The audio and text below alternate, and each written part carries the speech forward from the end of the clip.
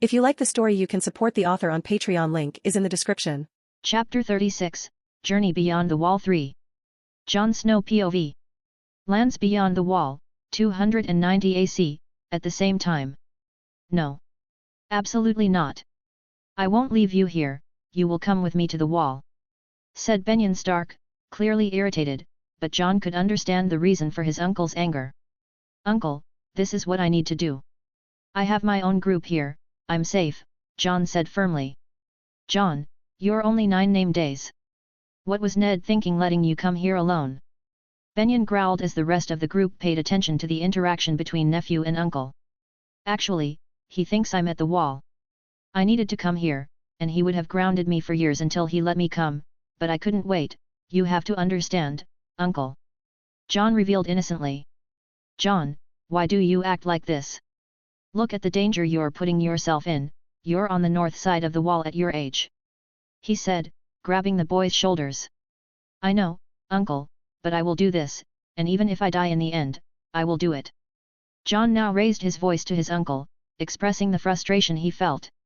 Inside Winterfell Castle, he felt like a shame, a nuisance to the family. His mother was dead, his father never spoke anything to him about her, and his father was too busy to pay attention to a bastard boy. His older brother ridiculed him, Sansa hated him, and only Arya and Bran liked being with him, but even they were kept away by Lady Catelyn's influence. The rest of the castle either felt indifferent or disgusted by him, and Lady Catelyn made his life hell. He is happier here than in that damned castle. Why should Jon return to that place he considered a pit of misery? Did he want his uncle Benjen to take him back? Overwhelmed by anger and frustration, Jon pondered his options and the feelings consuming him. What do you know, uncle? You won't stop me from continuing, you have no idea what I went through in Winterfell. At least here I am someone, I have companions who like my presence, I'm more than just a bastard in their eyes, neither you, nor father, nor anyone will stop me, and if I have to suffer and risk my life for this in this frozen place, I will continue, so listen to me uncle, don't try to stop me. Jon shouted angrily at his uncle with each word. Benjen was surprisingly startled by this outburst, and Jon looked defiantly at his uncle. The uncle felt the fury in his nephew's eyes. What happened to you, Jon? In his mind, Benjen wondered what this child had lived through to want to risk his life just not to return to Winterfell. He looked at his brother's son with complicated eyes. Jon, at least let me accompany you then. The uncle insisted. No uncle, you're injured. It won't affect you in the future, but you need to return to the wall and rest there. I promise I will keep in touch with you as soon as I can, Jon replied firmly, still not entirely calm. Benjen just sighed at his nephew's determination. But Jon, will you be safe, do you promise me? He asked cautiously. Uncle, look around you. I have a small group but the most powerful on the continent of this size. It would take a very high number to kill us, hundreds or even thousands. Jon said calmly. Benjen accepted this, still not believing what he saw. He wanted to know where Jon had managed to find giant animals and men, not to mention those armors. Jon looked at his uncle and said, Uncle, I will give you a dire wolf and leave you armor made of Elden metal, a light metal, but of superior quality to the common. It's with the Lord Commander, he will give it to you when you return, Jon said. Benjen gladly accepted, he couldn't say he had ever received such a valuable gift. Additionally, Jon would leave a giant wolf of 1.5 meters, the symbol of his house under his feet. He didn't give a wolf to his father because he was afraid that Lady Catelyn could harm the animal as soon as she knew it was given by Jon, the same went for his younger siblings. Jon helped Benjen with his wounds and left the wolf, which willingly accompanied the rest of the ranger group that had separated from the boys' group. Jon felt his uncle's eyes piercing his back but continued on his path. He rejoined the rest of the giants of the tribe, as he had left the group as soon as he saw his uncle in danger through Caraxes. At the time, Jon had quickly ordered them to prepare for battle and attack. After rejoining the group, they continued walking north with the Artican tribe. Jon now had 75 adult giants and 12 children, 12 mammoths and 17 dire wolves, those he had acquired before the wall. This was not counting the one given to his uncle. He managed to get 4 more dire wolves in the forest near the giants' tribe, easily using his warg powers to create a new connection, totaling almost 20 dire wolves. And with the pregnancy of the second she-wolf, which would occur in the next moons, the number would only increase. Jon was already the most powerful warg in the world, surpassing even Varmer Sixskins, who had 6 animals with dozens of animals. Besides the wolves, Jon had brought 4 bears from the south, and now, adding 7 more in the forest, he had a total of 11, as well as 2 shadow cats. Since arriving beyond the wall, he had acquired 3 more, further increasing his powerful group with 5 shadow cats. Artican tribe, members. Humans, 3. Giants, 87 giants, 75 ready for battle and 12 children or babies. Dire wolves, 17. Bears, 11. Panthers, 5. Birds, 110, 15 for battles, 60 for espionage and to be sentinels, 10 for transport, 25 chicks. The animals, in addition to being able to eat food with some fruits that Jon grew directly from the soil, there were many animals in the region near the haunted forest, where they were at that moment. Jon continued his journey for another week, deciding not to capture any more animals for now so as not to increase the size of the group because of the food until he settled in an ideal place. He first needed to reach the weirwood and settle before starting to massively increase his numbers as he planned. After some time, he finally found a camp of humans. They were on flat ground, and, next to Jon's group, he noticed a bird with strange energy watching him. Jon stared back at it, and the bird's eyes seemed scared. It was what they called skin changers here, wargs. Even being a powerful warg, it was the first time Jon encountered another. It was a curious scene. Jon was accompanied by a group of animals, some several times larger than normal and others in armor, and he had more than 30 of them, not counting the large number of giants following. It was obvious that this would attract attention, as the ground trembled with the steps of the group. The camp stopped to observe them from afar, gathering everyone in front of the tribe. There were about 500 people wondering where such a powerful group had come from, going further north and showing no hostility. They passed 1.2 kilometers from the camp with the attention of the tribe that continued to observe them as they followed their way. "We are being followed, Jon," Duncan said. "Yeah, I know," Jon said, not being a surprise when he had eyes in the sky. 30 minutes later, as they continued on their way, they were approached by a group of 30 free folk from that tribe, cautiously approaching after observing them. After a moment of silence, one of them shouted, "Who is in charge?" Jon heard this and took the opportunity to gather information when the group stopped in front of him. "It's me. I am Jon Snow, and I am the leader of the Arctic tribe," Jon said, his voice reflecting his young age. The free folk forgot for a moment that they were in front of giants capable of crushing them, as the group began to laugh. They assumed the child was the leader's son, given the powerful mount, but certainly not the leader himself. They wondered what kind of joke this was. "Shut up, kid, show us the leader," one of them said mockingly, but a response came from the animals and giants at the forefront of the group. The animals began to growl, ready to attack, and the 5 giants in armor drew their swords, causing chaos among the free folk. They had come to talk, but now it seemed they were provoking their own premature death. "If you doubt that I am the leader, I can prove it by sending them to kick your butts out of here. What do you say?" Jon mocked. Wait. I apologize for that, leader of the Artican tribe, please." The man spoke desperately. Who could imagine that a child mounted on a 2.5-meter wolf would actually be the leader of the group? "Great, now tell me, what do you want?" Jon asked, remaining calm, while the group looked at him fearfully. "We've never seen a group like yours, nor animals of that size, and you're heading north, where there are reports of the dead coming back to life. We wanted to ask if you're going to join Mance's group. They say he's forming the largest army seen in centuries to take down the crows and get past the wall. Is it true?" Jon considered the question for a moment. "I don't know anything about this Mance and his group, but I'm not here to flee or attack the wall. We are here to destroy the darkness, we are not cowards, we are northerners," Jon declared loudly, receiving a shout of support from the group of giants and humans. The free folks didn't know what to say, looking a bit stunned.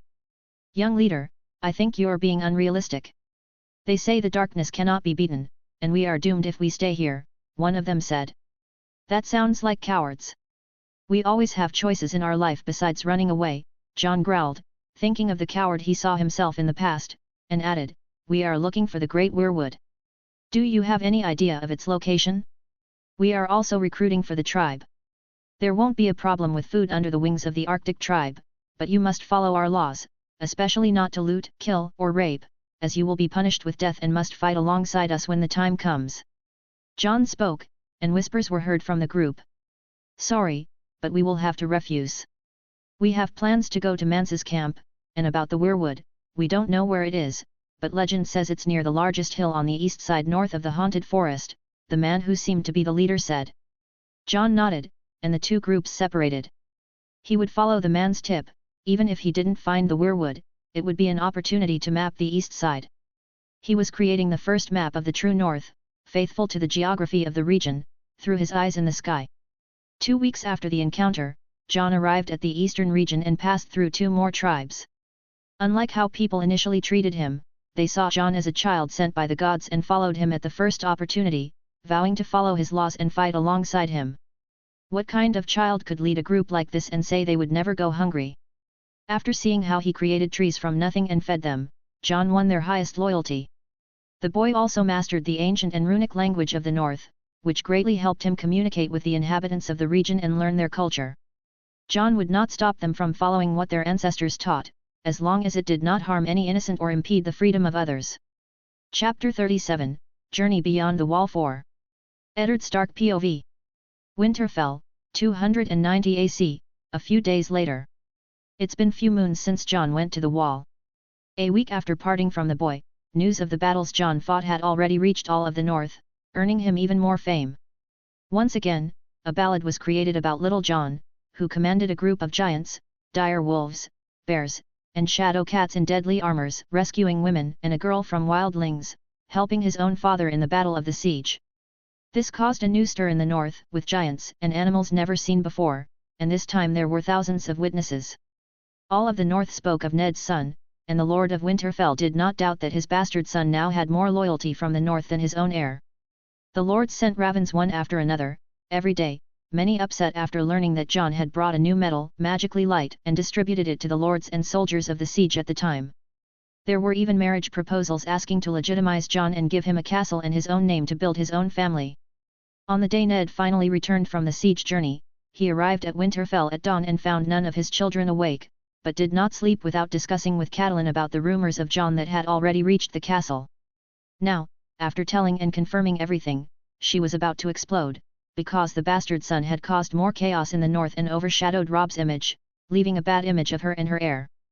The next morning, his children, especially the younger ones, bombarded the father with questions. Ned told his children that Jon had given gifts to all the siblings, which made the younger ones excitedly happy.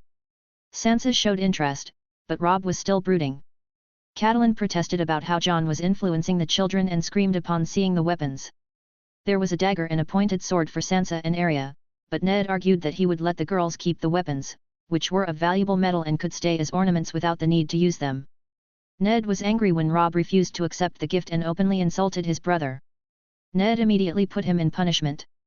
A few days later, in Wintertown, they even began to receive visitors from all over the world, who had heard the news from 2 weeks ago. They were more interested in knowing about the boy and his whereabouts, but Ned refused to say anything. Jon should be on the wall now. Ned could only sigh at all this.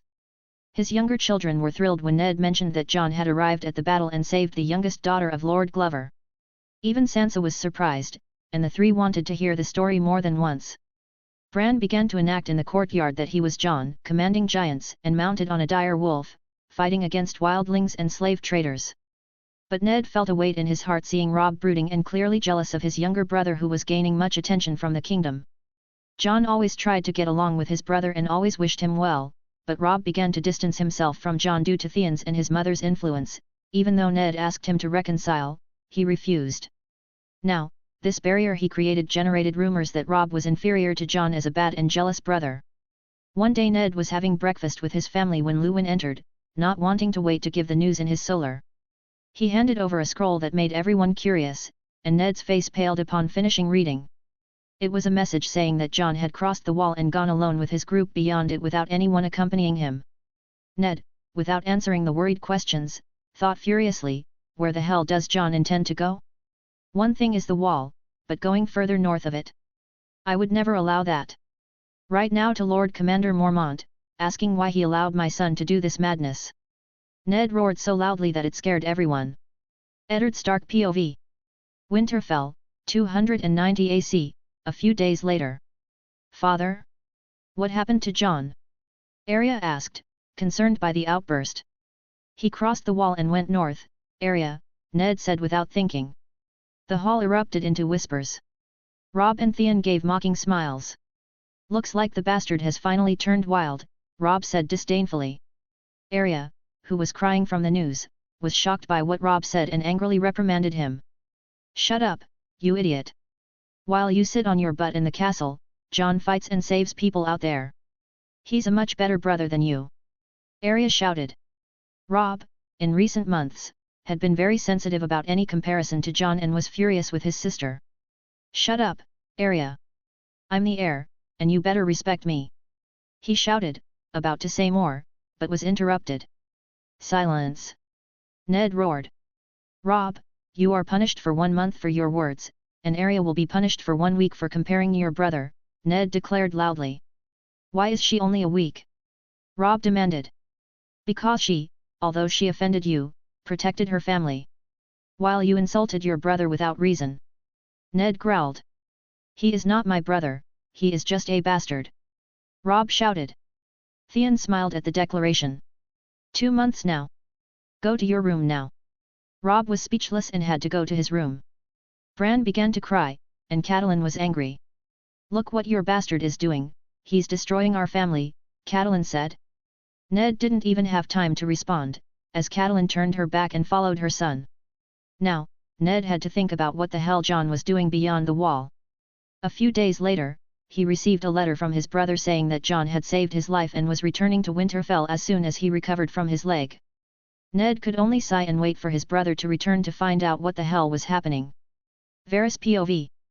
King's Landing, 290 AC, a few weeks later. Everyone was in the council room for another meeting, all strangely arriving earlier than expected, and even people who don't usually attend council meetings were present. The king, who was always absent, appeared today, probably because I mentioned something about the north. The meeting, as usual, was mostly useless, seeming more like a battle of egos than a discussion about important matters of the continent, while many kept secrets and schemes beneath their smiles. Now with everyone gathered and discussing typical meeting matters, the king couldn't take it anymore.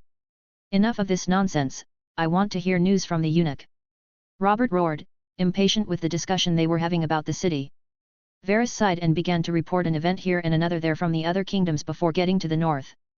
Eunuch, stop this nonsense and tell me about the north, the king roared again, wanting to know about the recent and intriguing events coming from the north that Varys had mentioned before. Yes, your grace, the north has returned to the chaos of previous months, and this time it was much bigger.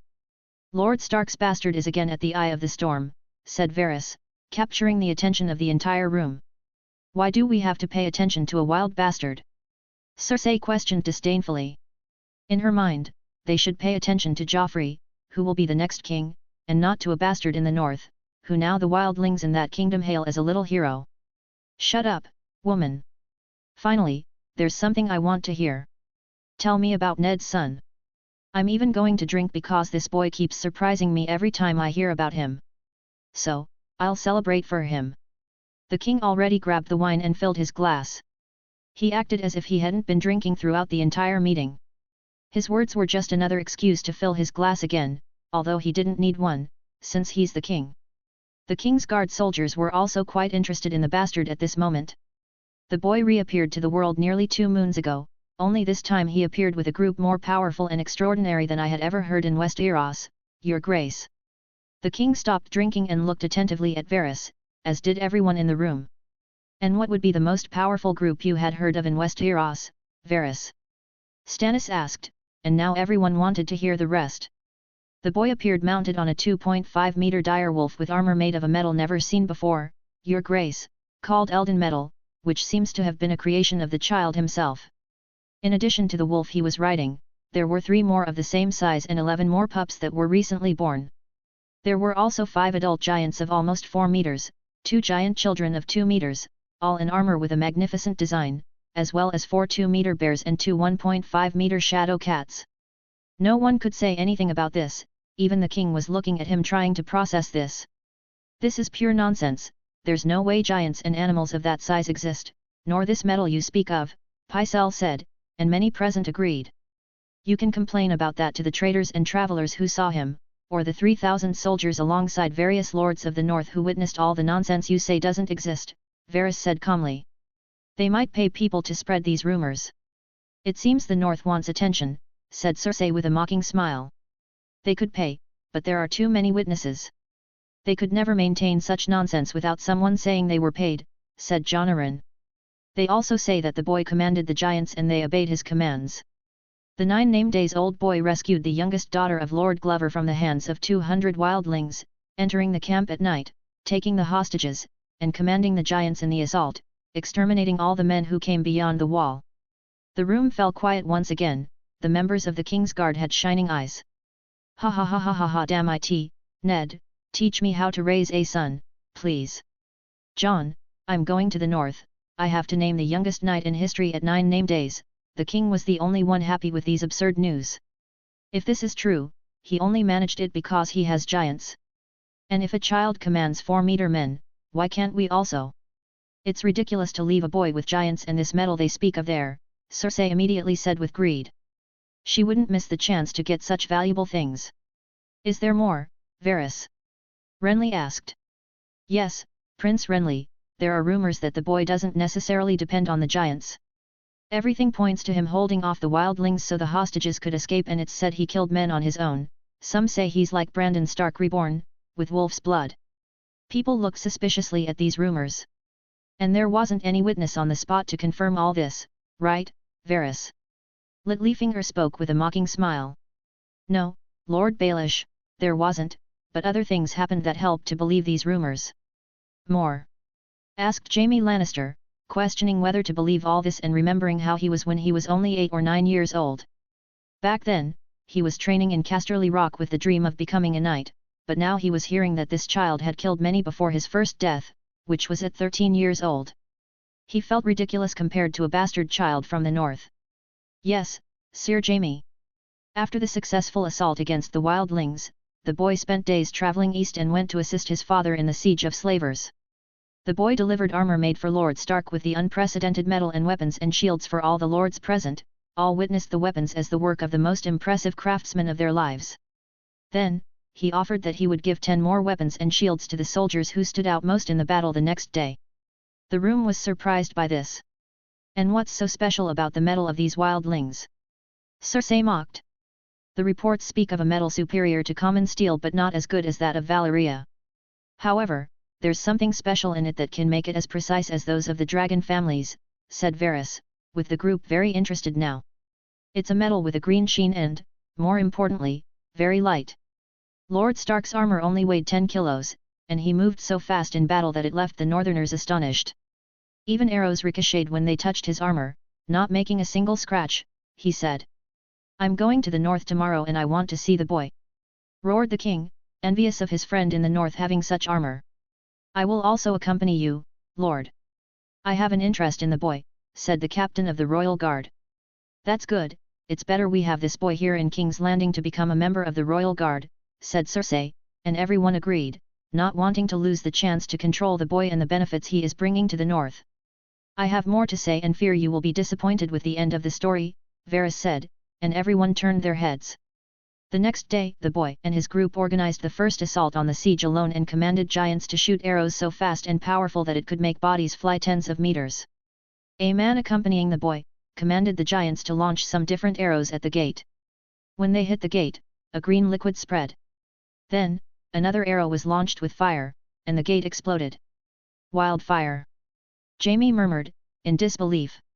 Yes, and the boy developed this substance in the north and launched it at the siege. This also shocked them, and Varys added, this ensured an easy victory in the siege against the Essos mercenaries without much resistance. And what did you say we would be disappointed? Asked the king, raising the question. From what I understand, except for Lord Stark, the rest of the Starks are not happy with the actions of the bastard. The common people of the north are speaking ill of the Starks in Winterfell and saying how the boy was mistreated there for being a bastard. Robb Stark's claim is being questioned as heir, even more so when Robb Stark openly offends his half-brother. The people quickly understood the situation. One more reason to bring him to King's Landing, said Baelish with a smile. Yes, but as he has already passed the wall, I don't think it will be possible now." Everyone looked in astonishment. Why did the boy cross the wall? What the hell is happening in the north? I know what you are thinking, and Lord Stark did not know about this. The boy said he was going to the wall, but not north of it. Eddard Stark did not authorize the boy's passage, and the Lord Commander, seeing the group, did not want to give the boy a chance to force a passage through the wall since the child even threatened them with the group, so they let them pass. The entire north is wondering why the actions of the boy. But I personally believe the boy is too noble to see that his brother is being mocked in the north and saw that he needed to leave, even his brother mocking him when he could. I just wonder why he went beyond the wall when there were other options. Varys gave his opinion for the first time in the last part. People were speechless. And the child still thought of his brother's welfare to the extent of going to where only the gods know. "I'm going to the north tomorrow, I will visit my friend. Pycelle, send a letter to Winterfell about my arrival and to the Lord Commander of the Wall that any sighting of the boy, tell the king summons him in King's Landing." And so ends another meeting. Chapter 38, Journey Beyond the Wall 5. Jon Snow POV. Somewhere beyond the wall, 290 AC, 2 moons later. 2 months after the encounter in King's Landing, Jon had been east for 6 weeks searching for the great weirwood he was assigned to find. During this time, his tribe, which only stopped to rest for a few days, went up a mountain where they encountered 300 giants and 50 mammoths. After an intense confrontation and much discussion, they managed to convince them to join the Artican tribe. Jon had already done this with the first tribe of giants and now repeated the feat with these giants. Demonstrating his potential, he was accepted as leader due to his strength and powers at a young age. Jon envisioned making them a tribe with an unlimited future. He united 12 more tribes that witnessed the power of the Artican tribe. No one wanted to oppose and everyone wished to join this promising king who was passing through the lands to the north. Now, he counted more than 400 giants in his tribe and thousands of people. There was much opposition from the new tribe members, especially when Jon began to punish them for their crimes that violated laws he himself established. He declared loudly and clearly to all, "If you want to live like barbarians, you are invited to leave the tribe before you lose your head after committing a crime under our tribe." Then, a series of fights began. Along with Duncan, Jon himself fought sometimes only to win over those he believed could help the tribe, but he killed those who would be a problem later. The boy, fighting against giants and adult men, then had no great trouble making combat with some wild men. Seeing a 9-year-old child defeating various adults, they later accepted him as their leader, since besides strength, Jon could create trees and food from the frozen ground, making most accept that the boy was blessed by the gods. Some people refused to join the Artican tribe when they realized they could not maintain their barbaric customs. Rumors of a child leading a great tribe and becoming a king spread throughout the region. Many smaller tribes sought to join the Artican. However, many were angry at the idea of a southern child commanding the free people and began to unite in opposition each week across the region. A few weeks later, Jon was now contemplating the horizon where a crowd tried to block his passage.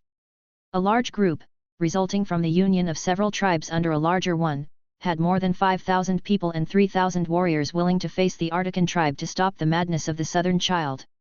The Artican tribe, in turn, had grown considerably in number and strength. Wherever they went, more tribes wanted to join them. Now, they counted 4,000 people and 2,500 warriors. It's a large number that wants to stop us. The boy reflected with the vision of the opposition in front of him. Snapping out of his thoughts, Jon smiled in front of his enemies. With each passing day, his blood boiled more, ready to eliminate any threat to his people. They may have 500 more men, he thought, but they made a fatal mistake. Now we have 400 giants.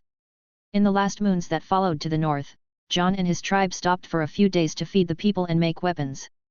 In collaboration with William and the giants themselves, they produced 200 bows capable of hitting targets 300–400 meters away, a significant advantage in open field.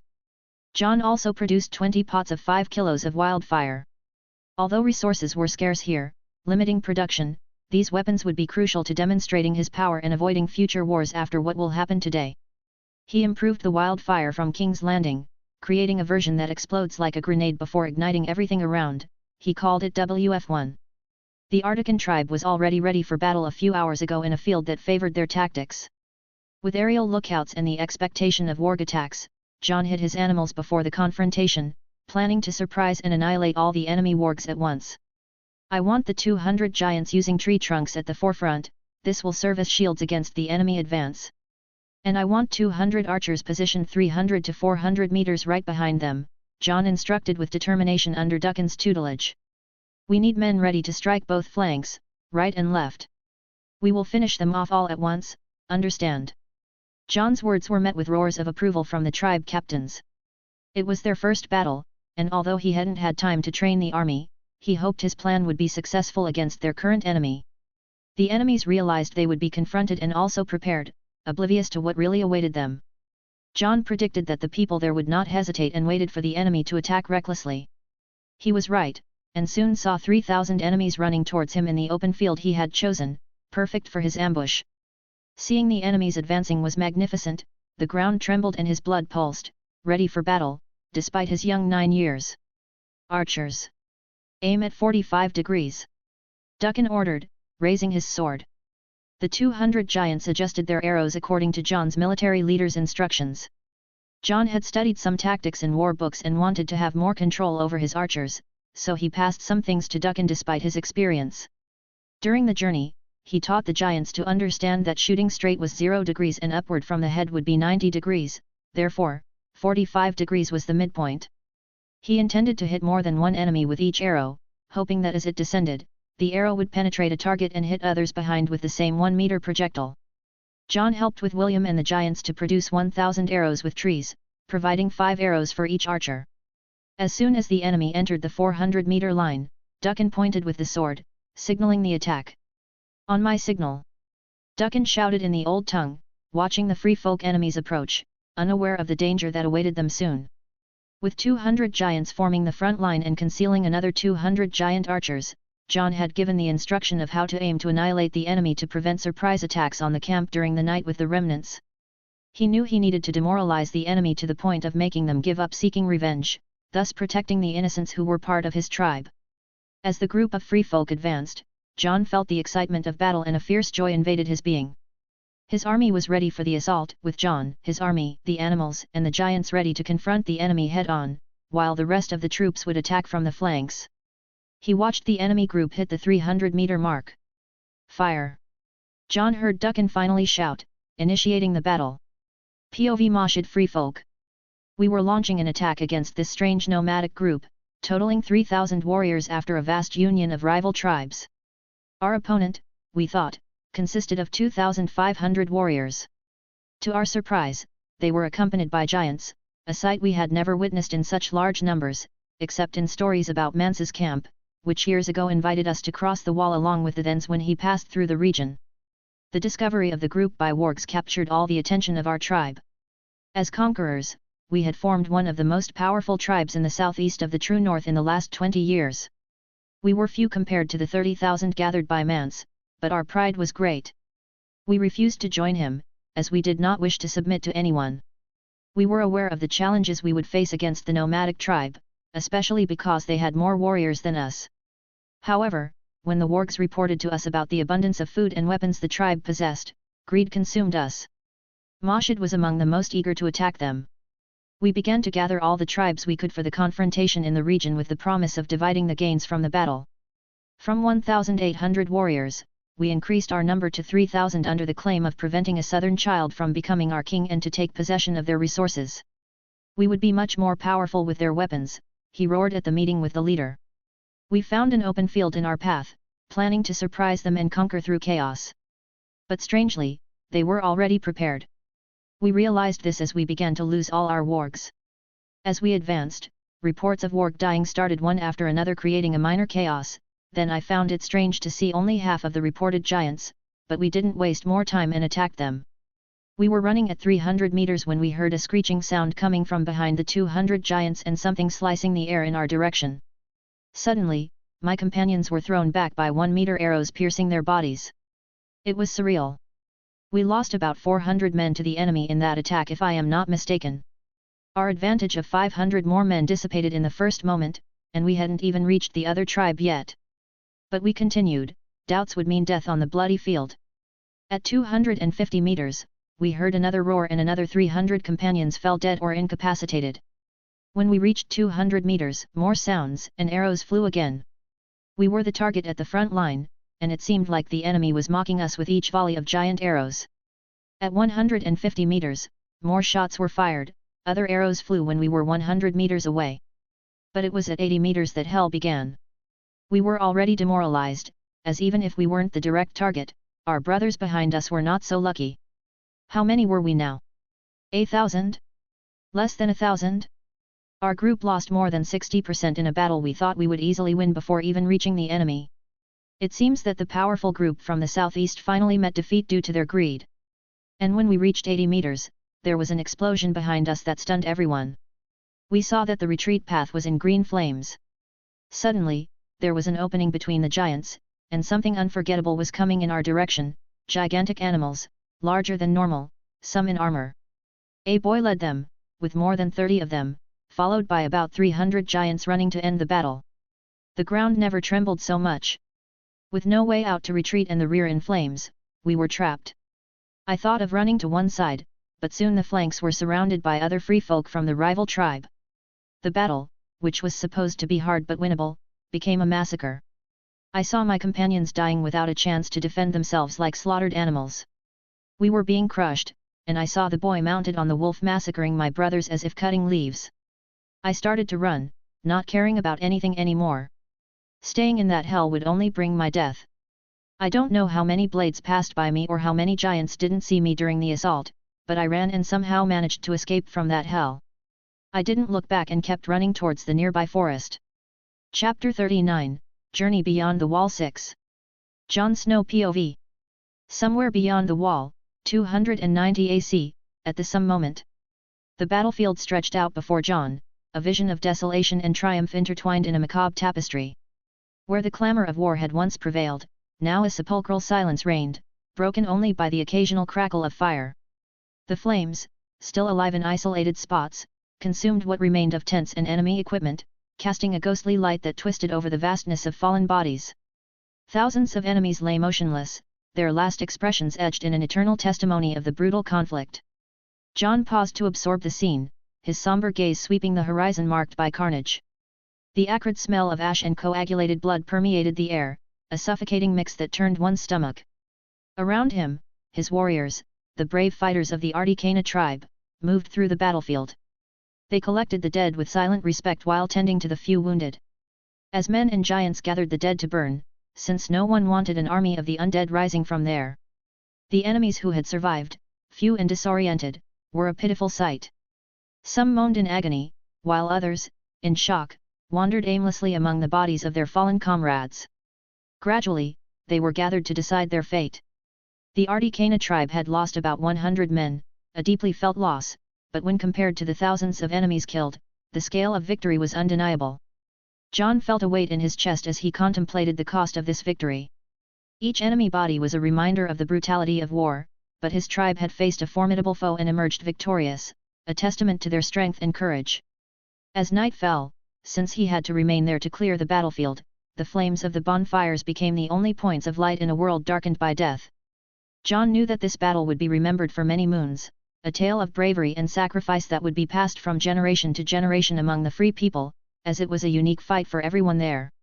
After making hundreds of bonfires in pits dug by the giants, everything had ended, and at that moment, a celebration erupted with wild and untamable force. The Articana tribe, buoyed by the ecstasy of victory, transformed the silence of a former battlefield into a place of frenetic jubilation. They danced around the bonfires, their faces illuminated by the flames, while they shouted King Snow with fervent adoration.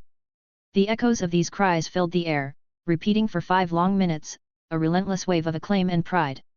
As the tribe celebrated, Jon, now known as King Snow, was immersed in thought. He selected 20 corpses, locking them in cages with chains made by William.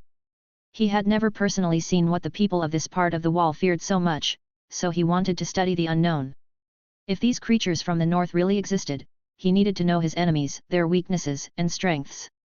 He would initiate a series of tests as soon as they rose. With the task completed and the bodies burning to ashes, Jon retired to the solitude of his tent intending to rest, with a few guards outside his tent. The side effects of the potions that had sustained him during the battle began to manifest, a horrible pain, but a price he was willing to pay. In his bed in the tent and alone, he took the mysterious egg that Iman had given him, feeling the warmth and something special between him and the egg, he lay down embracing it with his exhausted body yearning for rest. That night, while the battlefield continued to burn softly outside his tent, Jon plunged into a deep sleep. He dreamed of a vast and limitless sky, mounted on a majestic dragon white as snow. They flew together through the clouds, a feeling of freedom and power flooding his being. This dragon, a creature of legends and dreams, seemed an omen, a promise of greatness and future challenges. Jon knew that despite the recent victory, many battles were yet to come. But at that moment, in the arms of the dream, he flew high, beyond the concerns of the world below. 6 days later, they were already 200 kilometers away from the site where the battle had occurred. The day before, Jon saw the dead for the first time. The dead, beasts devoid of rationality, displayed animalistic fury as they thrashed in their cages, their screams a constant and disturbing sound. They were beings that defied nature, not tiring, not eating, nor sleeping. The fear they inspired was palpable.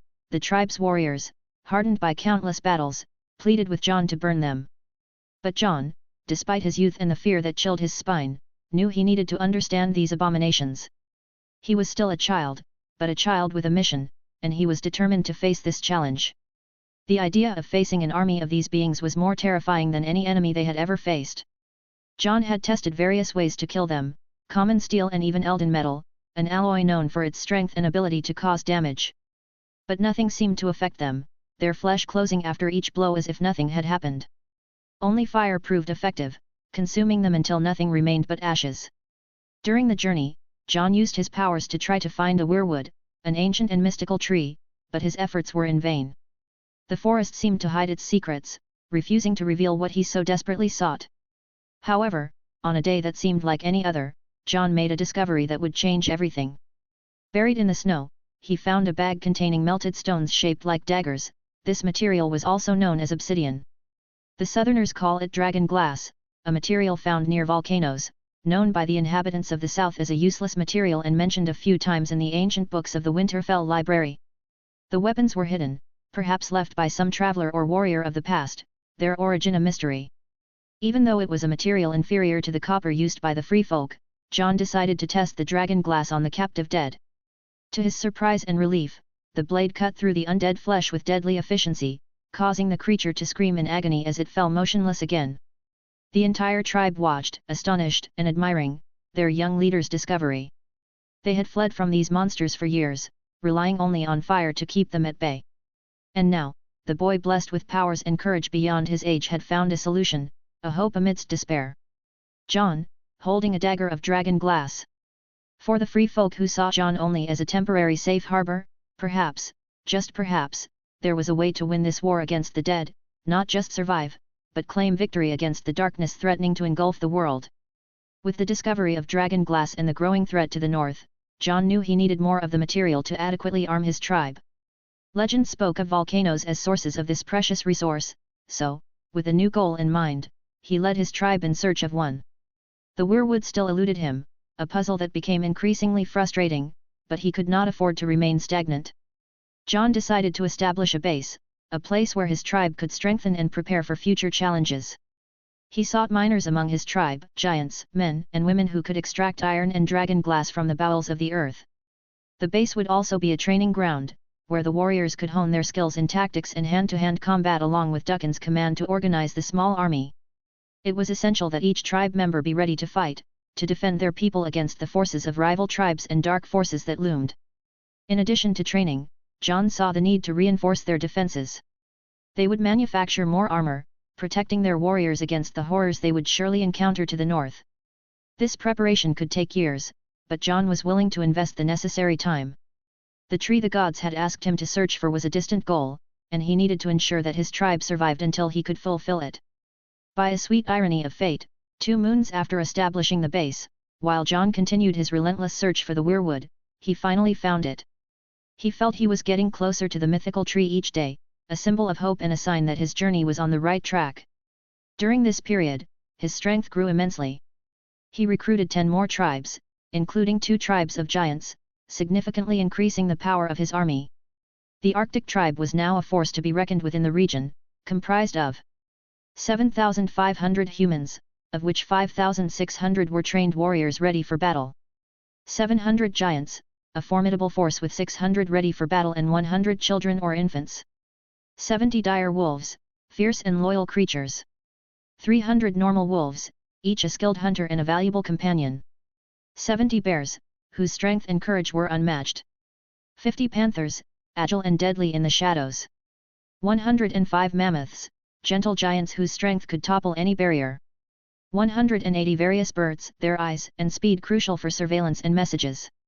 As he began to make his base on the slope of a volcano and create a small wall, before finding the weirwood, Jon, with his unique power to summon trees from the ground, had a vital ability that not only strengthened his tribe but also provided sustenance for all.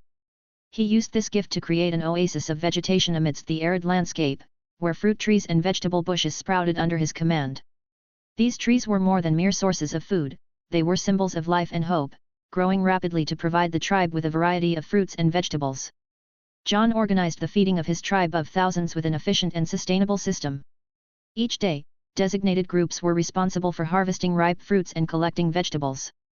These foods were then distributed among the families, ensuring everyone received a fair portion. The nutrient-rich diet strengthened the tribe, keeping them healthy and energized. Besides vegetable provisions, the tribe also relied on hunting to supplement their diet. The animals, each with their unique skills, played crucial roles in this aspect. The dire wolves and normal wolves formed efficient packs, tracking and bringing down prey nearby. Their keen senses and the cooperation among pack members made hunting a successful task, ensuring a constant source of meat.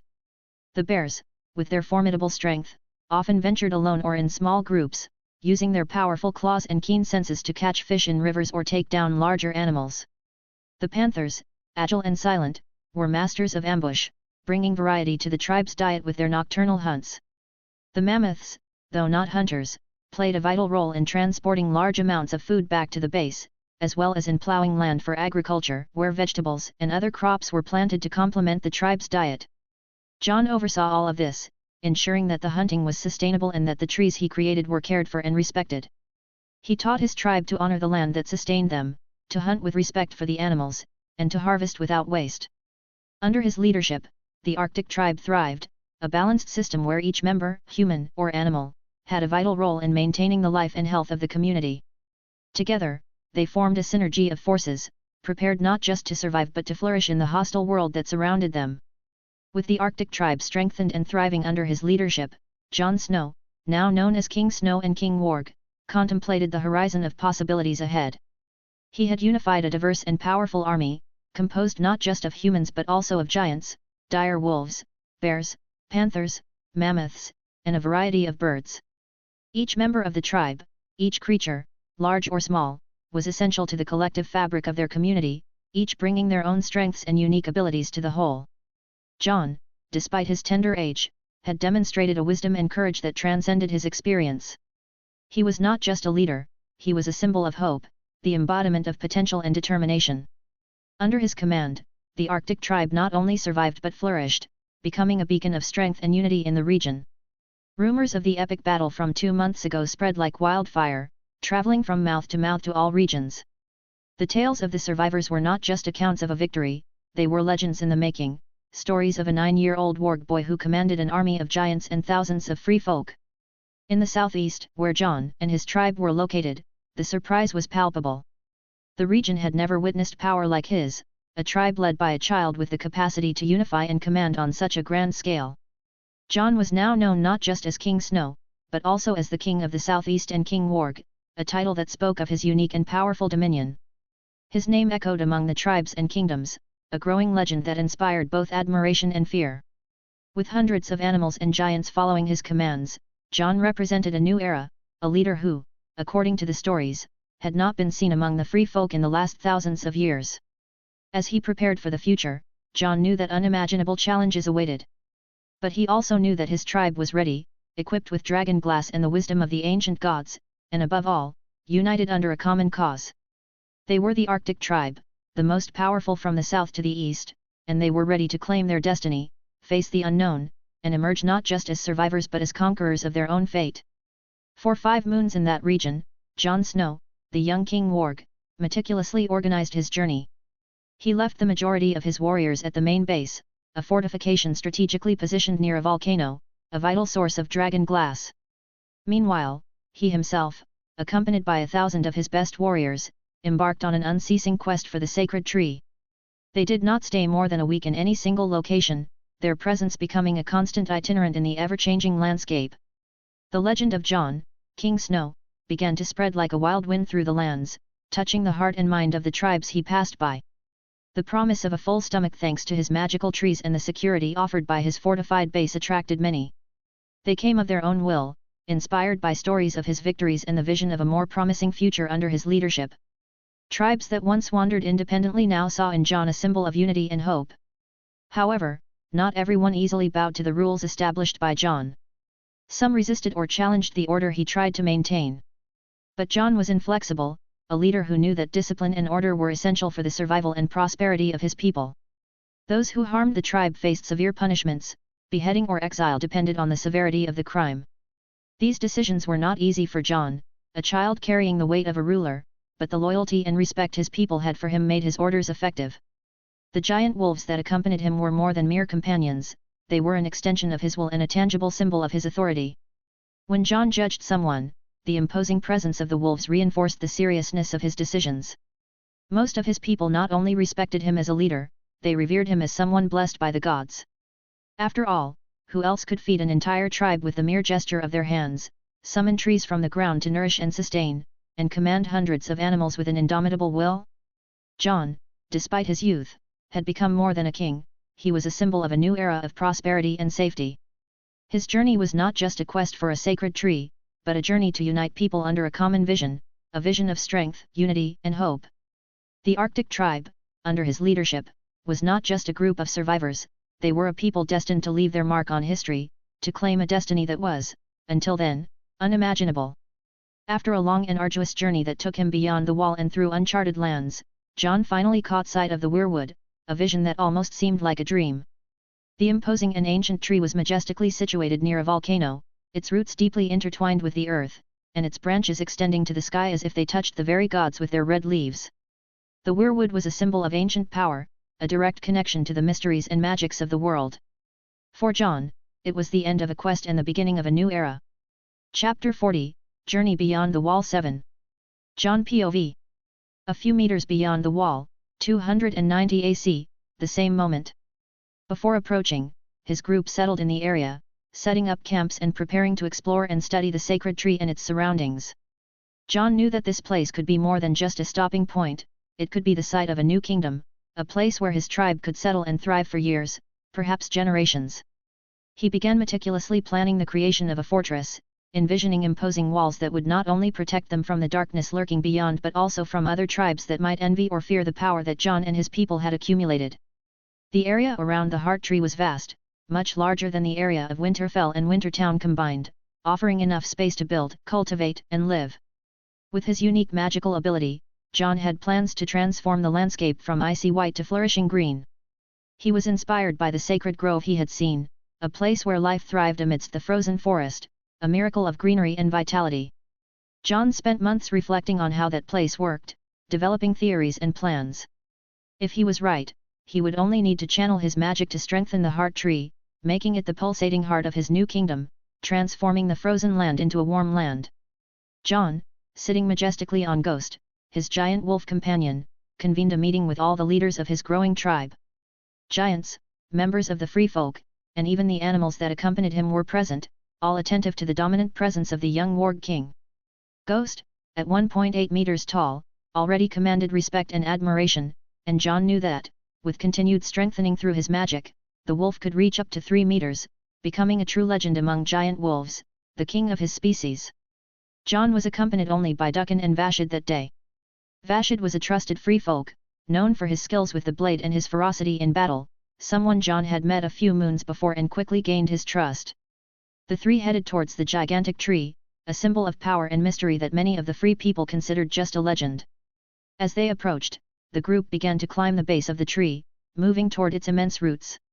The tree was a wonder of nature, its imposing and ancient beauty resonated with an almost palpable energy. Jon, moved by an impulse, approached to touch the tree, to feel its energy and wisdom. But before he could, a small green figure emerged from a hidden entrance among the roots. The creature's eyes were wide, fixed on Jon with penetrating intensity. It was a child of the forest, beings that many believed had disappeared millennia ago. Jon smiled, an expression of pure joy and admiration on his face. "Are you a child of the forest, aren't you?" he asked, his voice laden with reverence and curiosity. Duncan and Vashid, witnessing this extraordinary encounter, were astonished, speechless. The existence of these mythical beings was something they had never considered possible. The presence of the child of the forest confirmed that the world still held secrets and magics beyond their understanding, and that Jon, their leader, was somehow connected to these ancient and powerful mysteries. The revelation of Leaf left Jon intrigued and somewhat disconcerted. The creature before him, an ancient and mysterious being, looked at him with a mix of curiosity and confusion. "Yes, my name is Leaf," she began, her voice sounding like a whisper of the forest itself. "And who are you, child? And why do I feel so strange in your presence? My companions and I felt you 2 kilometers from here, it's as if you were a green beacon of nature." Leaf's words were loaded with surprise and a slight touch of fear. She continued, explaining that not even the Green Seer, the seer of her species, knew who Jon was. His powers were somehow blocked by Jon, a phenomenon that prevented the Green Seer from seeing the past or future related to him. It was as if Jon was the cause of a great blockage, a mystery that not even the ancient and wise children of the forest could unravel. Jon, hearing Leaf's intriguing description of his presence and the effect it had on the Green Seer's powers, smiled slightly. "My name is Jon Snow," he responded, his voice calm and steady. "And I have come to this tree by the command of the gods themselves to, somehow, train. I am tasked with saving the free folk and building a nation in the true north. The gods asked me to find this place, as it would be here that everything would begin, the hope against the evil that haunts these lands." Jon's words left Leaf visibly surprised.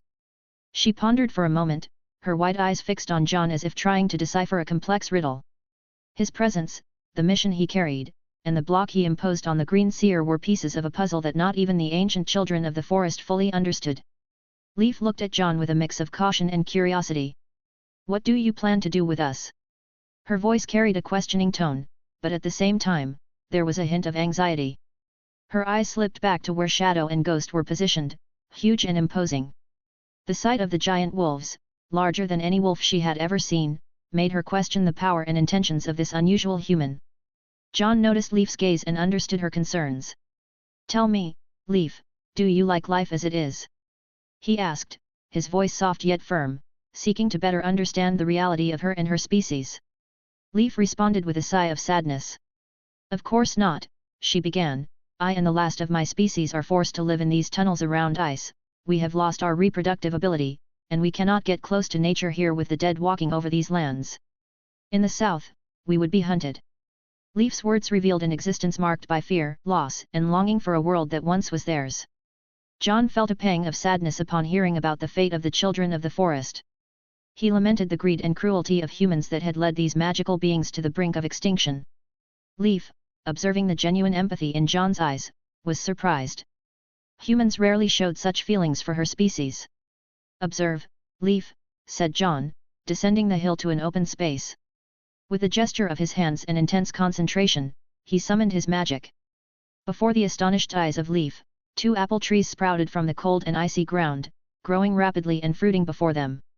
The red and juicy apples hung from the branches, a miracle of life amid the white wasteland. Leaf's reaction was immediate and emotional. She ran to Jon, embracing him with tears in her eyes, deeply touched by the act of generosity and power. Soon, a flurry of movement erupted from the nearby caves. 30 children of the forest, followed by 20 more, came running out to see the miraculous trees. They surrounded Jon, each picking an apple, a tangible sign of hope and renewal. Duncan, Vashid, and the others at the distant camp, who had come out to investigate the commotion, watched with a mix of astonishment and admiration. Jon, now surrounded by green creatures who cried and laughed while eating the apples, appeared as a healer, a creator, a symbol of new life. In that moment, he was not just a human leader, he was a catalyst for change, a beacon of hope for all species, promoting a vision of a world where magic and nature could flourish side by side.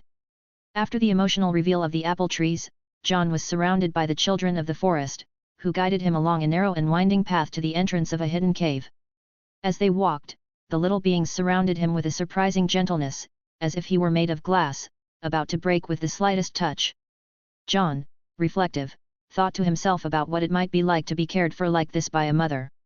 But I am a child, he thought ironically, despite carrying the weight and responsibilities of a leader. The murmurs and whispers about the green seer residing within the depths of the cave echoed in his mind as he entered the sacred space. The children of the forest spoke of a being capable of unraveling mysteries and riddles of the gods, someone who might clarify the path Jon should follow.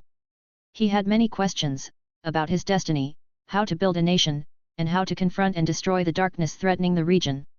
The cave was a place of ancient magic, its walls pulsing with an energy that Jon could feel on his own skin. The path led him to a chamber where the soft light of the tree roots intertwined in a mystical glow. There, he met the green seer, an ancient and frail man whose body was entwined with the roots of the great tree. The green seer's life seemed to hang by a thread, his existence sustained only by the constant energy provided by the sacred tree. Jon could feel that, despite the vital connection to the heart tree, the green seer's life force was waning. He estimated that the man had 13 more years before his life flame would be completely extinguished.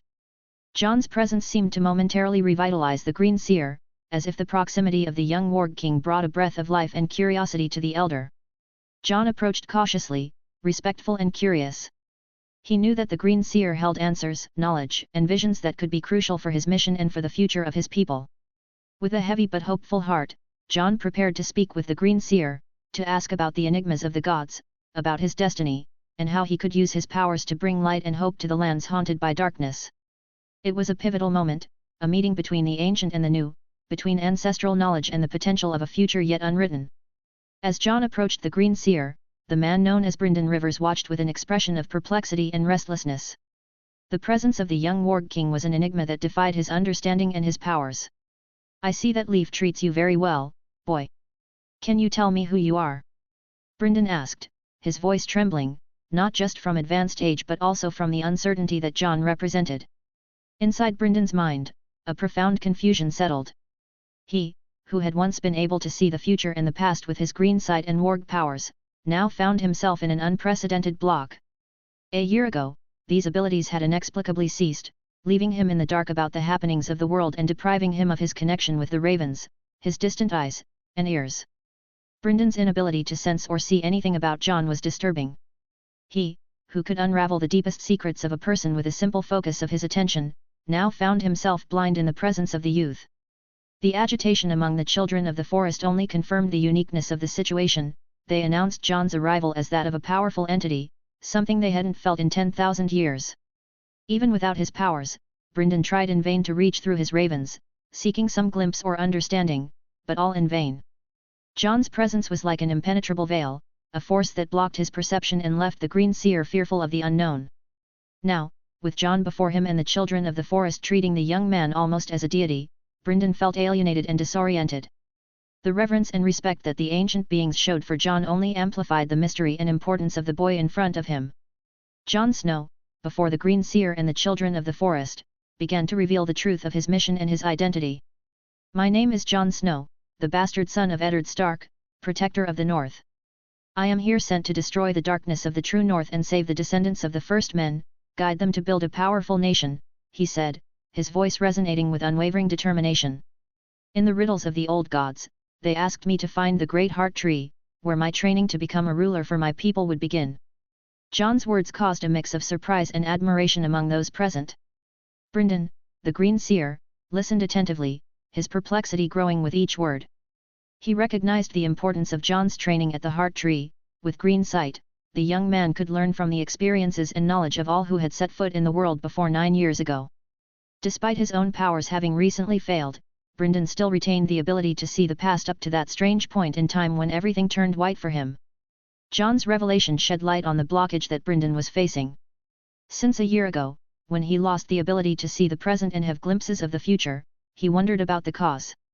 Now, before him, was Jon Snow, clearly the key to this mystery, the epicenter of a significant change affecting even the oldest and most powerful powers. Brynden pondered the idea of transforming that land into a great nation. Why did the children of the forest react with such joy to this declaration? Jon's promise brought hope, not just for humans but also for the ancient beings who had lived in secret and shadows for millennia. For the first time since becoming a Green Seer, Brynden felt that he did not have control of the situation. He, who once was the observer of all times and places, now faced the unknown. Despite his uncertainty, there was a spark of hope in his heart. The prospect of a better future, different from what he had seen in his darkest visions, was something Brynden could not ignore. Jon Snow, the boy before him, might be the key to a new dawn, to a world where light finally triumphs over darkness. Brynden knew he needed to help Jon, guide him on his path, as the fate of all now depended on this young bastard from the north, who carried the weight of a divine mission on his shoulders. Jon spent an entire day in deep conversation with Brynden Rivers, the man rooted to the tree.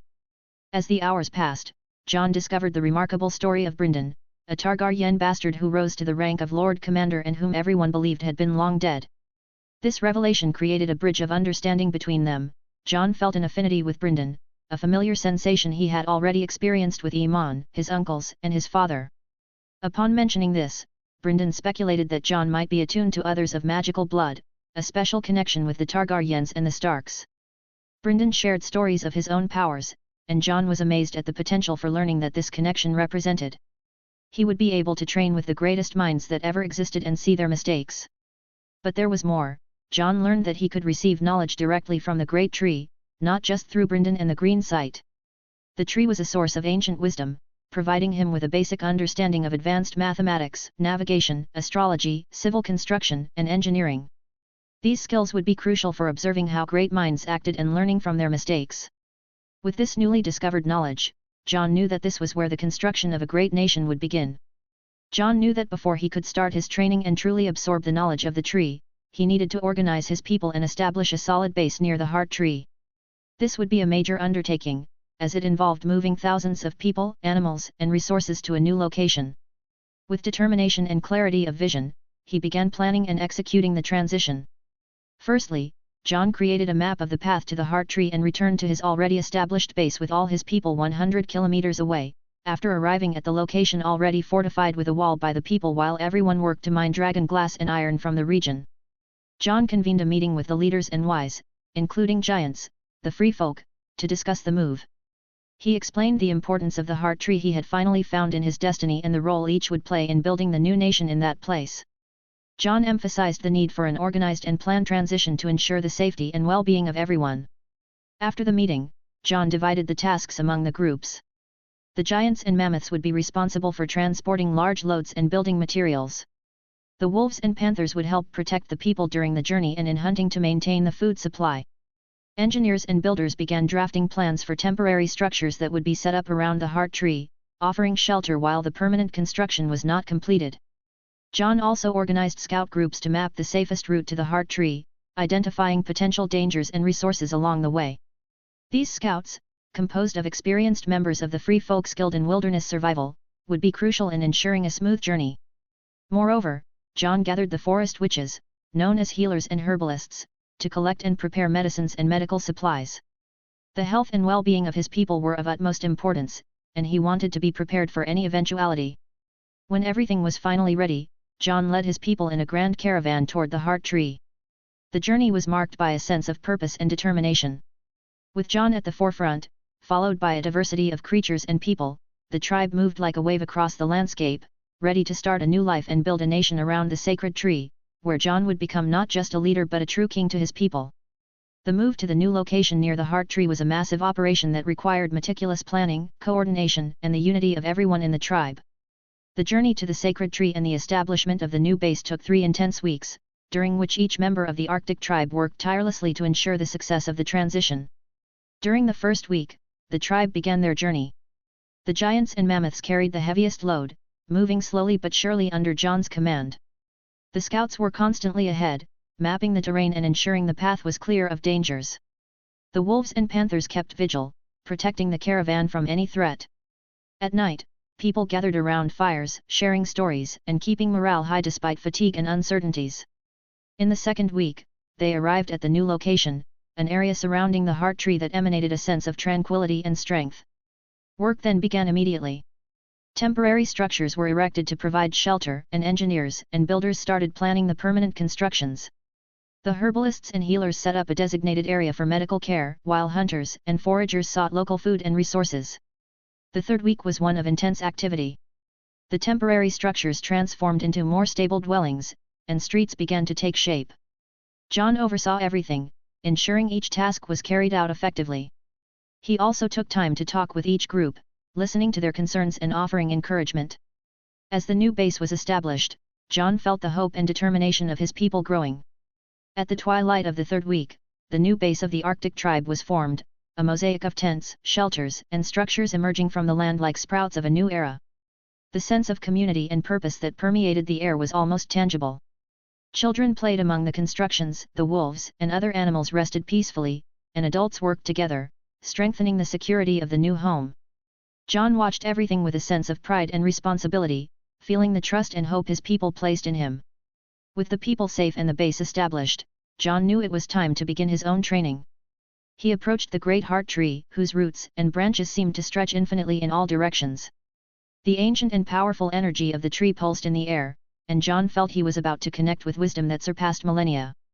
Brynden, the green seer, was already waiting for him, his ancient eyes reflecting a mix of curiosity and respect. With Brynden's guidance and the unwavering support of his people, Jon was ready to dive deeply into the mysteries of the past and present, to learn and grow. He knew that the path ahead would define his destiny and the future of all those he had sworn to protect. Jon dedicated 6 hours daily to studying the past, immersing himself in the visions the tree provided. He witnessed the construction of King's Landing by Maegor the Cruel and his engineers. He observed how Braavos was raised from the waters and how Brandon the Builder erected the wall with the help of thousands of giants and founded Winterfell. In engineering, Jon absorbed knowledge about the main aspects of how the world's greatest structures had been built. He focused on learning about plants, organizations, and men, structure, planning, and architectures, understanding everything from the sewers of a city to the tallest tower of a castle. Each day was an opportunity to accumulate knowledge that would shape the foundation of the great nation he was destined to build.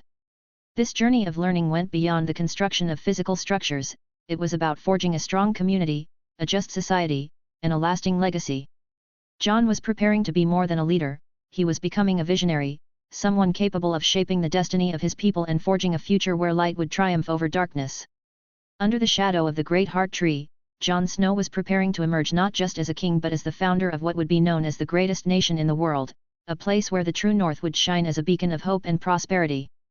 With his tribe now established around the heart tree, Jon dedicated himself to a vital task, ensuring a constant and sustainable supply of food for his people. With his ability to invoke nature, he spent an entire week creating a vast forest of fruits and a cultivation garden. The trees sprouted from the ground, growing rapidly under his command, laden with various nutritious fruits. This garden would be the heart of the tribe's nutrition, a place where the women of each group could gather and provide for their respective groups. With food security established, Jon turned his attention to an even more ambitious project, the construction of a city that would eclipse King's Landing in size and grandeur. If King's Landing occupied 10 square kilometers, Jon planned a metropolis of 100 square kilometers, designed to house a population of up to 10 million, a figure that represented one of the 7 kingdoms in a single place. He dreamed of a long-term city, structured and planned to avoid the problems that plagued King's Landing, such as unpleasant odors and overcrowding. Jon envisioned the great tree at the city's center, with the royal palace a few kilometers away, symbolizing the connection between his government and nature. To realize this dream, he mobilized 1,000 men to work with iron, 500 with steel, 500 with gold, 500 with dragon glass, and 200 with coal. Under Brynden's guidance and with the knowledge acquired from the past, Jon began constructing revolutionary structures, using these materials in innovative and efficient ways. The population of the Arctic tribe saw these efforts with enthusiasm and pride. They devoted themselves to their tasks, knowing they were building not just a home but a legacy for future generations. Each stone placed, each tree planted, was a step towards a promising future under the leadership of Jon Snow. Understanding that building a city of this size would take decades and that he had plenty of time to strengthen its defenses against the darkness, Jon continued seeking allies and knowledge. It was then that the gods revealed to him the existence of an unknown race, exiled in the nearby mountains. They were the dwarves, men and women of short stature but incredibly strong and endowed with a natural passion for construction and forging. Jon realized that these beings could be valuable allies in his construction and planning efforts, bringing skills and knowledge that would complement those of his own people. With this new perspective, Jon Snow prepared to reach out to the dwarves, seeking an alliance that would benefit both parties and further strengthen the foundation of the nation he was destined to build. It was a time of growth, learning, and unity, under the protective shadow of the Great Heart Tree and under the determined and visionary leadership of Jon, the future king of the greatest nation in the world. In the narrative, Brynden Rivers faces a peculiar limitation in his green sight powers. He is unable to see the birth of Jon Snow and any aspect of his existence, including events related to Lyanna Stark after her pregnancy, which is why he is not certain that Jon is a Targaryen. This is because Jon was specially protected by the gods before his birth, even from the observational abilities of the Green Seer. This divine protection becomes even more evident after Jon acquires exceptional magical powers in a sacred grove 1 year before the present moment of the story. After this event, Brynden loses most of his abilities, particularly his capacity to spy on the south and events directly related to Jon. This suggests that Jon's rise as a significant figure of power is intrinsically linked to the diminishing abilities of the Three-Eyed Raven, marking Jon as a unique and protected entity in the universe of the story. Furthermore, the gods play an active and selective role in the distribution of magical powers. They chose to withdraw magical energies from their various creations, except for the weakened children of the forest, and concentrate them in Jon. This transfer of power not only explains Jon's divine protection but also the origin of his newly acquired powers. Jon thus becomes a vessel for the world's magical energies, endowing him with abilities and a predestination that surpass those of any other character in the story. Thanks for listening.